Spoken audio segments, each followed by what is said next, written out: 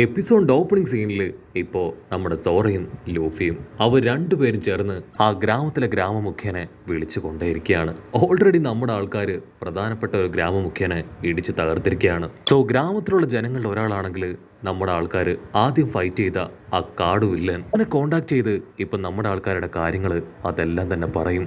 അവനാണെങ്കിൽ നമ്മുടെ ആൾക്കാരെ കുറിച്ച് പറയുമ്പോഴും അവരുടെ അടയാളങ്ങളൊക്കെ കേൾക്കുമ്പോൾ തന്നെ മനസ്സിലാവും അത് സോറോയും ലൂഫിയോ ആണെന്ന്. അവനാണെങ്കിൽ ഇപ്പൊ രണ്ടും കൽപ്പിച്ച് നമ്മുടെ ആൾക്കാരുടെ അടുത്തേക്ക് ആ കാട് വില്ലനാണെങ്കിൽ ഇപ്പൊ അവർക്കൊരു വാണിംഗ് കൊടുക്കും. ഒരു കാരണവശാലും നിങ്ങൾ ആരും അവരോട് ഫൈറ്റ് ചെയ്യാനായിട്ട് പാടില്ല.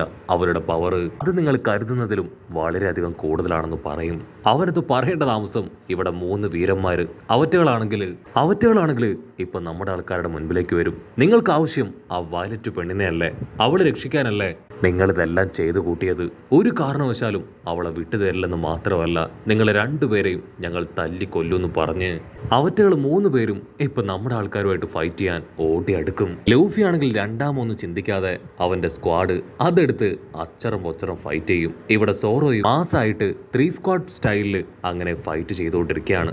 ആ സാമുറായി പെണ്ണാണെങ്കിൽ ഇപ്പൊ ഒരു വമ്പൻ ഓസ്കാർ ആക്ടിംഗ് ഒക്കെ ഇട്ട് എനിക്ക് പേടിയാവുന്നു പറഞ്ഞ് പുറകിലേക്ക് മാറും. അത് കണ്ട് സോറോയ്ക്ക് കലിയിളകും. നിർത്തടി നീ, സ്റ്റോപ്പ് ദ ഫക്ക്. എനിക്കറിയാം നീ ഒരു നല്ല സാമുറായി ആണെന്നും നിനക്ക് നല്ല പവർ ഉണ്ടെന്നും. ഓൾറെഡി നിന്റെ പവർ അത് ഞാൻ കണ്ടു മനസ്സിലാക്കിയതാണ്. സോ ഞങ്ങളിനി നിന്നെ പ്രൊട്ടക്ട് ചെയ്യില്ല. നിന്നെ നീ തന്നെ വേണം രക്ഷിക്കാനായിട്ട്. ഞങ്ങൾക്ക് ഓൾറെഡി ആ വയലറ്റ് പെണ്ണിനെ അവളെ കണ്ടെത്തണമെന്ന് പറഞ്ഞ് സോറോ വീണ്ടും ആ വില്ലന്മാരുമായിട്ട് പൊരിഞ്ഞ അട്ടിയിടി ബഹളം. അത് കേട്ട് ഇപ്പൊ ആ സാമുറായി പെണ്ണ് അവളും ഇപ്പൊ ആക്റ്റീവായി നല്ല രീതിയിൽ ഫൈറ്റ് ചെയ്യാനായിട്ട് തുടങ്ങും. കട്ട് ചെയ്താ ഇവിടെ ആ ചുന്ദരി ചേച്ചിയാണെങ്കിൽ ദൂരത്ത് വില്ലേജിൽ നടക്കുന്ന ഫൈറ്റ് അത് ഏകദേശം മനസ്സിലാക്കി എടുക്കുകയാണ്. അതിനുശേഷം അവള് മറ്റുള്ളവരെ കേൾപ്പിക്കാനായിട്ട് അവിടെ ഫൈറ്റ് നടക്കുന്ന കാര്യം ഒച്ചത്തിൽ വിളിച്ച് പറയുകയാണ്. അപ്പൊ ദൂരത്തായിട്ട് 2 കുഞ്ഞുങ്ങൾ ഒച്ചത്തിൽ കരയുന്നത് അവൾ കേൾക്കും. ആ കുഞ്ഞുങ്ങൾക്കാണെങ്കിൽ വിശപ്പ് സഹിക്കാനായിട്ട് കഴിയില്ല. അവരുടെ അമ്മയാണെങ്കിൽ അവരെ സമാധാനിപ്പിക്കാൻ ശ്രമിക്കും. പക്ഷേ ആ കുഞ്ഞുങ്ങൾ കരച്ചിൽ നിർത്തില്ല. ഉടനെ വേറൊരുത്തൻ ഇപ്പൊ ചുന്ദരി ചേച്ചിയുടെ അടുത്തേക്ക് ഓടിയെത്തും. അവൻ ഒരുപാട് വിഷമത്തിലും സങ്കടത്തിലും ചുന്ദരി ചേച്ചിയോട് പറയും, എന്റെ കുഞ്ഞ് അവൻ വിശപ്പ് സഹിക്കാൻ കഴിയാതെ ആ നദിയിലെ വെള്ളം അത് കുടിച്ചു. അവനിപ്പോ ആ പോയിസണാൽ അഫക്റ്റഡ് ആണ്. ഉടനെ അവളാണെങ്കിൽ ഷോക്കായിട്ട് ഇപ്പൊ ആ കുഞ്ഞിനെ കൊടുക്കാനുള്ള മരുന്നുകൾ അതെല്ലാം തന്നെ എടുത്ത് ആ കുഞ്ഞിൻ്റെ അടുത്തേക്ക് പോവും. അപ്പോൾ ആ നദിയിലൂടെ ഒഴുകി വരുന്ന പൊല്യൂട്ടഡ് വാട്ടർ കാണിക്കും. അതിലാണെങ്കിൽ വളരെ വലിയ തോതിൽ പൊല്യൂഷൻ കലർന്നിരിക്കുകയാണ്. മുകളിലുള്ള ആ വില്ലേജിൽ യാതൊരു പൊല്യൂഷനും ഇല്ല. അവിടെ പ്യുവർ വാട്ടറും പ്യുവർ ആയിട്ടുള്ള ഫുഡ് ഐറ്റംസും എല്ലാം തന്നെ ഉണ്ട്. അവിടെ ഉള്ളവർക്ക് വളരെ പ്യുവറും ഹൈജീനിക്കും ആയിട്ടുള്ള സാധനങ്ങളാണ് ലഭിക്കുക. ഫ്രഷ് വെജിറ്റബിൾസ്, ഫ്രൂട്ട്സ്, മുട്ട അങ്ങനെ എല്ലാം തന്നെ വളരെ ക്രിസ്റ്റൽ ക്ലിയർ ആയിട്ട് ഫ്രഷ് ആയിട്ട് അവിടെ അങ്ങനെ ഇരിക്കുകയാണ്. അവിടെയുള്ള കൈഡോട് ആൾക്കാരാണെങ്കിൽ യാതൊരു ജോലിയും ചെയ്യില്ല.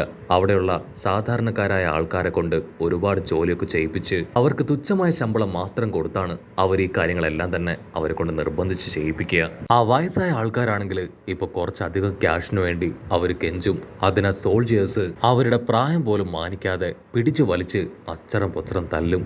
കട്ട് ചെയ്ത ഇവിടെ ലൂഫിയും സോറോയും ഇവിടെ ഉണ്ടായിരുന്ന ഒരു കൂട്ടം വില്ലന്മാരോട് ഫൈറ്റ് ചെയ്തുകൊണ്ടേയിരിക്കുകയാണ്. ഓരോ ഫൈറ്റിലും ഓരോരോ വില്ലന്മാര് തെറിച്ചു പോവും. ലൂഫി ആണെങ്കിൽ വിളിച്ചു പറയും, മര്യാദയ്ക്ക് ഈ ഗ്രാമത്തിന്റെ തലവൻ അവൻ പുറത്തേക്ക് വരുന്നതാണ് നല്ലത്. അല്ലെങ്കിൽ ഇവിടെയുള്ള എല്ലാവരെയും ഞങ്ങൾ ഇപ്പൊ തന്നെ ഇവിടെ വെച്ച് ഇടിച്ച് സൂപ്പാക്കും. അത് കേൾക്കേണ്ട താമസം ജനങ്ങളെല്ലാവരും 100-110 ഓടും. ഇതാ ഇവിടെ ആ വയലറ്റ് പെണ്ണ് അവള് രക്ഷപ്പെടാൻ വേണ്ടി ശ്രമിക്കുമ്പോഴേക്കും ആ ലയൺമാൻ അവനാണെങ്കിൽ അവളുടെ കാലിൽ പിടിച്ചു വെച്ച് ഇപ്പൊ ആ ജയന്റിനെ അങ്ങനെ ഉയർത്തിയെടുത്ത് നിലത്തൊരൊറ്റയാട്ടി. ആ ഒരു അടിയിൽ ആ വീട് വീണ്ടും തകർന്ന് നല്ല ശക്തിയിൽ ആ വീട് മുഴുവൻ തീ പിടിക്കുകയാണ്. ആ ലയൺമാൻ്റെ അസിസ്റ്റന്റ് ആണെങ്കിൽ ഇപ്പൊ അവിടേക്ക് ഓടി വന്ന് ലൂഫിയെക്കുറിച്ചും സോറയെക്കുറിച്ചുള്ള കാര്യം ഇപ്പൊ ആളോട് പറയാണ്. അത് കേട്ട് പല്ല് കടിച്ച് കലിയിളകി ആളാണെങ്കിൽ പതിയെ പുറത്തേക്ക് വരും. അതിനുശേഷം അവനൊരല്പനേരം ലൂഫിയെ തന്നെ നോക്കി നിൽക്കും. ലൂഫി ആണെങ്കിൽ നിർത്താതെ വീണ്ടും വീണ്ടും വെല്ലുവിളിച്ചുകൊണ്ടേയിരിക്കുകയാണ്. അത് കേട്ട് ആ ലയൺ ഹ്യൂമൺ അവനാണെങ്കിൽ ഫുൾ കലിപ്പില് അങ്ങനെ നിൽക്കും. കട്ട് ചെയ്ത പീഡെന്ന് പേരുള്ള ഒരു ബീസ്റ്റ് പൈലറ്റിന്റെ ഓഫീസറിനെ കാണിക്കുകയാണ്. അവനാണെങ്കിൽ വലിയ ഗേറ്റ് ഒക്കെ ഓപ്പൺ ചെയ്ത് ഇപ്പോ ആ ഒരു മനോഹരമായ വില്ലേജിലേക്ക് എത്തിയിരിക്കുകയാണ്. അവിടെയുള്ള ഫ്രഷ് ഫ്രൂട്ട്സും വെജിറ്റബിൾസും ഫിഷും അതെല്ലാം തന്നെ അവൻ ഒരുപാട് ഇഷ്ടമാവും. അവൻ കണ്ണുമ ചിമ്മാതെ അത് മുഴുവൻ നോക്കുകയാണ്. ആക്ച്വലി ഇവൾക്കും ഡബിൾ ഫ്രൂട്ടിന്റെ പവർ ഉണ്ട്. അതുകൊണ്ട് തന്നെ അവളുടെ പകുതി ബോഡി കുതിരയെ പോലെയാണ്. അവൾക്ക് ഒരു കുതിര കാഴ്ചകൾ കാണും പോലെ 360 ആംഗിളിൽ എല്ലാ കാര്യങ്ങളും കാണാനായിട്ട് കഴിയും. അവളുടെ ചിരി കാണുമ്പോൾ ചുറ്റുമുള്ളവർക്ക് ഒരല്പം വിയേഡായിട്ട് തോന്നും. അവരെല്ലാവരും അവളുടെ ആ ലുക്ക് കണ്ട് ഇപ്പൊ എന്തൊക്കെയോ മർമറിയാണ്. അതേസമയം അവിടെ ഉണ്ടായിരുന്ന ഏതോ ഒരാള് ബെല്ലില് അച്ചറം പൊച്ചറം ആഞ്ഞടിക്കാനായിട്ട് തുടങ്ങും. ആ സ്പീഡ് പെണ്ണാണെങ്കിൽ ഷോക്കായിട്ട് ആ ബെല്ല് കേട്ട ഭാഗത്തേക്ക് നോക്കും. ആക്ച്വലി എവിടെയെങ്കിലും ഫയർ എക്സ്പ്ലോഷൻ ഉണ്ടായാൽ മാത്രമേ ആ ബെല്ല് അടിക്കാറുള്ളൂ. സോ അവള് നമ്മുടെ ആൾക്കാർ കാരണം തീപിടുത്തം ഉണ്ടായ ആ സ്ഥലത്തേക്ക് വരികയാണ്. അവിടെ ഫയറൊക്കെ അണയ്ക്കേണ്ട ആൾക്കാർ ഹായ് ആയിട്ടിരിക്കുന്നത് കണ്ട് അവള് ദേഷ്യപ്പെട്ട് അവരോട് ഫയർ അണയ്ക്കാനായിട്ട് ആജ്ഞാപിക്കുകയാണ്. അവൾക്കാണെങ്കിൽ ഭയങ്കര കൺഫ്യൂഷൻ. കാരണം ആ പ്രധാനപ്പെട്ട 3 ഗ്രാമമുഖ്യരിൽ ഒരാളുടെ വീടാണ് ഇപ്പൊ നശിച്ചിരിക്കുന്നത്. എന്തുപറ്റി? ഒരുപക്ഷെ അവൻ തന്നെ ആയിരിക്കോ അവന്റെ വീട് അത് കത്തിച്ചിട്ടുണ്ടാവോ എന്നൊക്കെ ചിന്തിച്ച് അവൾ അങ്ങനെ കൺഫ്യൂസ്ഡ് ആയി ആ വീട്ടിലേക്ക് തന്നെ നോക്കി നിൽക്കും. ഏതോ ഒരു സോൾജിയർ ഇപ്പോ ലൂഫിയും എയ്സും അവർ രണ്ടുപേരും ക്രിയേറ്റ് ചെയ്ത കാര്യങ്ങളെല്ലാം അവളോട് പറഞ്ഞു കൊടുക്കുകയാണ്. അവൾക്കാണെങ്കിൽ അത് വിശ്വസിക്കാനേ സാധിക്കില്ല. കട്ട് ചെയ്ത മറ്റൊരു ഭാഗത്ത് നമ്മുടെ ലൂഫി അവനാണെങ്കിൽ ഇപ്പോഴും നിർത്താതെ ഗ്രാമമുഖ്യനെ വിളിച്ചുകൊണ്ടേയിരിക്കുകയാണ്. അതിൽ കൺട്രോൾ പോയി നമ്മുടെ ലയൺമാൻ. അവനാണെങ്കിൽ ഇപ്പൊ ലൂഫിയുടെ അടുത്തേക്ക് വന്ന് നിൽക്കും. അവന്റെ ബോഡിയിലെ ആ സിംഹമാണെങ്കിൽ നമ്മുടെ വയലറ്റ് പെണ്ണിനെ അതിന്റെ വായിൽ അങ്ങനെ ഇറുക്കി പിടിച്ചിരിക്കുകയാണ്. ലയൺമാനെ കാണുമ്പോൾ തന്നെ ലൂഫി തിരിച്ചറിയും അവരിത്രയും നേരം വെയിറ്റ് ചെയ്ത ഗ്രാമമുഖ്യൻ അതിവനാണെന്ന്. ഓ, നീയാണോ ഈ ഗ്രാമത്തിലെ ഗ്രാമമുഖ്യൻ? നിനക്ക് വേണ്ടിയാണ് ഞങ്ങൾ ഇത്രയും സമയം വെയിറ്റ് ചെയ്തത്. ധൈര്യം ഉണ്ടെങ്കിൽ നീ എന്നോട് ഫൈറ്റ് ചെയ്യ്. അതിനുശേഷം തോറ്റ് തൊപ്പിയിട്ട് ഞങ്ങളുടെ കയ്യിൽ നിന്ന് അടിച്ചുകൊണ്ട് പോയ വയലറ്റ് പെണ്ണിനെ അവളെ ഞങ്ങൾക്ക് തിരികെത്താ. അതിനാൽ ലയൺ ഹ്യൂമൻ ആണെങ്കിൽ ദേഷ്യപ്പെട്ട് പറയും, ഒരു കാരണവശാലും ഇവിടെയുള്ള ഒരു പുൽക്കൊടിയെ പോലും നിങ്ങൾ കൊണ്ടുപോകാനായിട്ട് കഴിയില്ല. അത് മാത്രമല്ല, എൻ്റെ വീട് അത് നിങ്ങൾ തകർത്തു. ഒരു കാരണവശാലും നിന്നെ ഞാൻ വെറുതെ വിടില്ല എന്ന് പറഞ്ഞ് ആ ലയൺ ഹ്യൂമൻ ആണെങ്കിൽ ഇപ്പൊ ലൂഫിക്ക് നേരെ നടന്നടുക്കുകയാണ്. ലൂഫി ആണെങ്കിൽ ഇപ്പൊ ആ വയലറ്റ് പെണ്ണിനെ കാണും. അവളാണെങ്കിൽ ഒച്ചത്തിൽ നിലവിളിക്കും, ലൂഫി പ്ലീസ് ദയവ് ചെയ്ത് എന്നെ രക്ഷിക്കേ.